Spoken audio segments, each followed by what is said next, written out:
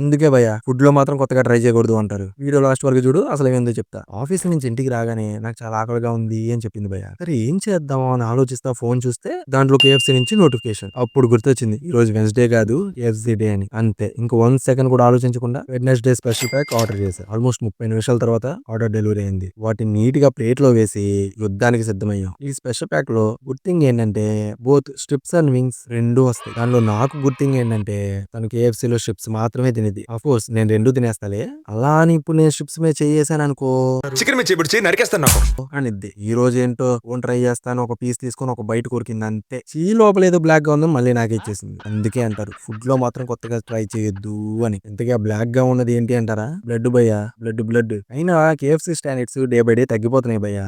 ఒకప్పటి టేస్ట్ ఇప్పుడైతే లేదు అని ఆలోచిస్తానే తింటూ లాస్ట్ పీస్ కి వచ్చేసా. ఆ లాస్ట్ పీస్ తింటా ఉంటే ఒక పక్క బాగుంది అనే హ్యాపీనెస్, ఇంకో పక్క అయిపోతుందనే సాడ్నెస్, రెండు ఒకేసారి వచ్చేసే భయ్యా. మీకు కూడా ఇలా అనిపించిద్దా? ఇంకా మొత్తం అయ్యాక వాడు ఎలా ప్యాక్ చేసి నాకు ఇచ్చాడో నేను అలాగే ప్యాక్ చేసి డస్ట్బిన్ లో వేసేసా.